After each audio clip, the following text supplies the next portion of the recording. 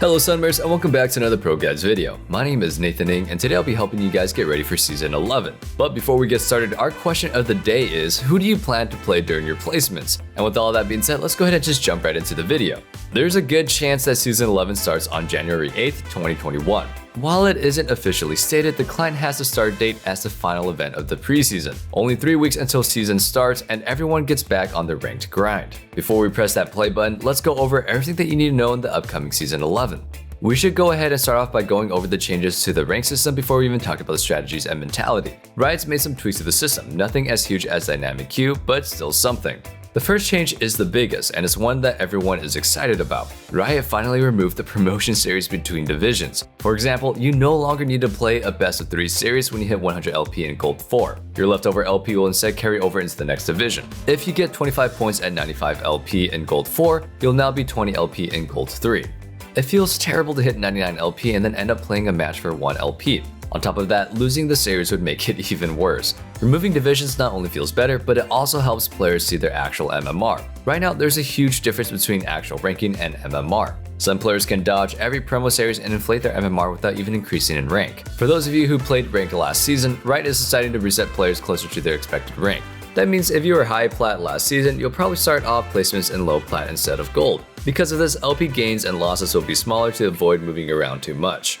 This change will mean less games to get back to your expected ranked. If you're playing on the same level as before, you won't need to win as many games since you'll already be closer. It would have been nice to hear this change before Season 10 ended since your final rank is more important now. Riot has slowly been addressing the MMR disparity in solo queue games, which means early season matchmaking won't be as awful as usual. If you're really itching to play ranked, you don't need to worry as much about the unfair games. Still, there might be a few bronze players in your gold games. The best way to secure a more evenly matched placement series is to wait until a week or two has gone by before queuing up. The last rank change is specifically for players who usually end the season Diamond. In Season 10, you can get by playing 1 game every 30 days to avoid decaying out of Diamond. In Season 11, Diamond will be using the same system that Master Plus players use, which involves active days. With this change, every game that you play will store 7 active days, up to a cap of 28. This means that in order to cap out on active days, you'll need to start by playing 4 ranked games. Players who want to get to D4 and then cruise until the season ends will now need to play 4 games a month instead of 1. With how easy it is to demote out of a rank, it'll be harder for players to camp their elo. This is a nice change, making Diamond feel more like an accomplishment. Okay, so let's go ahead and talk about how you should approach your placement games. These matches are stressful, and for good reason. We're here to give you some advice on handling your placements. Try to keep this stuff in mind when you're deciding whether or not you want to queue up for another game. The first thing I think of when I hear placements is tilt. Yeah, I get it. League can be pretty tilting of a game. Everyone gets annoyed, but the way you handle it will decide how good of a chunk of your games play out. When you're tilting, you're tunneling in on something that just happened, something that's just out of your control. If my jungler comes into my lane to gank and ends up feeding double buffs, the first thing I want to do is tilt, and maybe flame, maybe mute, I don't know. All of the above. Stopping yourself and stepping away for a second can really help stop the wave of negativity from coming in. You'll never be able to play well if you're tilted. There's just way too much effort spent on complaining. So what I personally do is I have boba. I know it sounds ridiculous. It could be Arizona iced tea or whatever whatever's your speed. But if I'm about to tilt, I just take a sip. So essentially, you just want to stop the tilt and focus on the next play.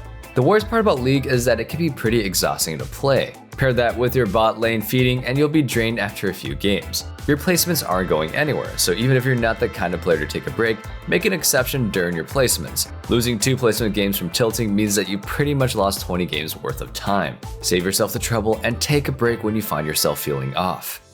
And before we jump into the next section, we want to make a small announcement. You can now head over to ProGuides.com to gift the gift of self-improvement this holiday. ProGuide points will be available for gifting, so make sure you get some for your low elo friend. We all have that one guy in our friend group who's in desperate need of coaching, so don't hesitate to click that link in the description.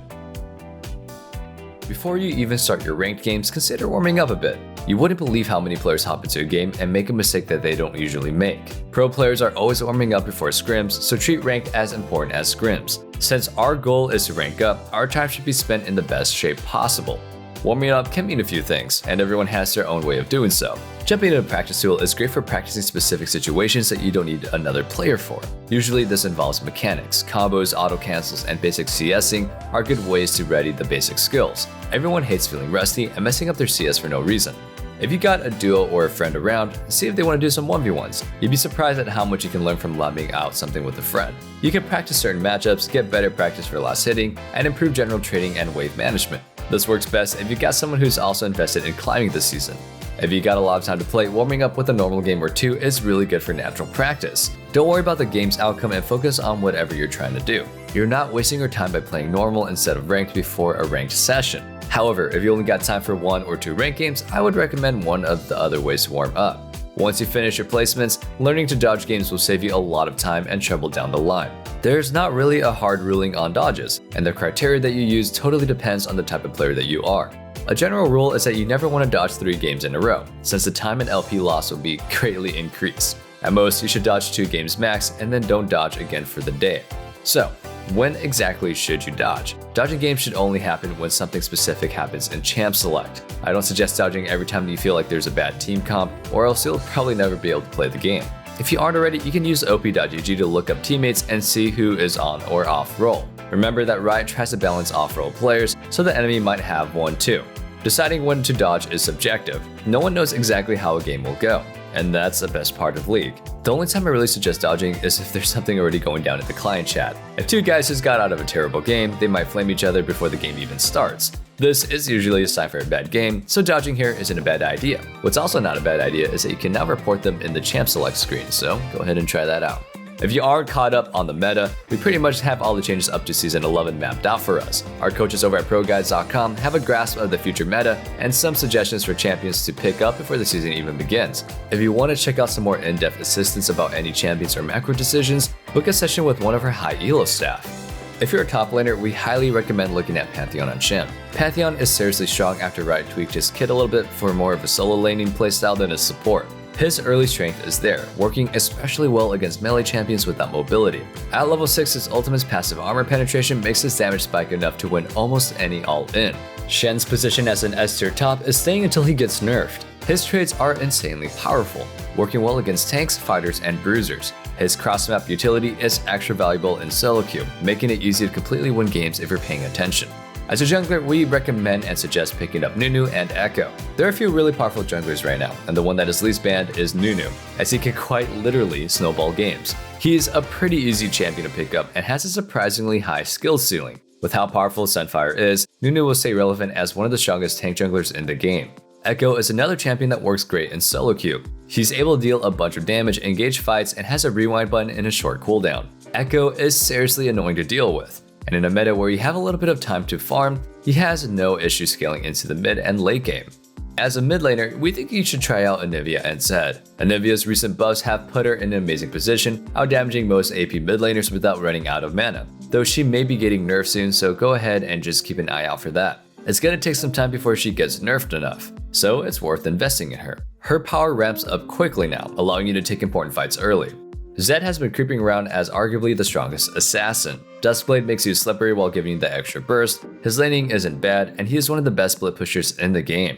As an ADC, we suggest looking into Jhin and Vayne. Jhin is still strong despite all the Eclipse nerfs. The recent buffs to Gale Force gave him a viable option to opt out for a more crit-based build. With an early and late game build, Jhin is one of the most versatile picks right now. Vayne players are loving all the crit item buffs, giving her massive damage when she picks up Kraken Slayer. She's still the best tank, kind of an evasive tank when it comes to dealing with tanks. As a support, we recommend picking up Leona and Nami for Season 11. Leona remains an extremely powerful support with damage and CC to win fights in the early game. She's easy to pick up and works great as a blind pick once you're comfortable with her. Nami is one of the best enchanters, using Imperial Mandate better than any other support. Her damage and sustain are great, making her a solid all-around choice. And that's pretty much everything that you need to know before Season 11 starts. If you enjoyed this type of video, feel free to subscribe to our channel. We hope that you're as excited as we are about the new rank season. Don't forget to answer our question of the day in the comments. And thanks so much for watching. Stay safe, stay healthy, and have a wonderful day. Peace.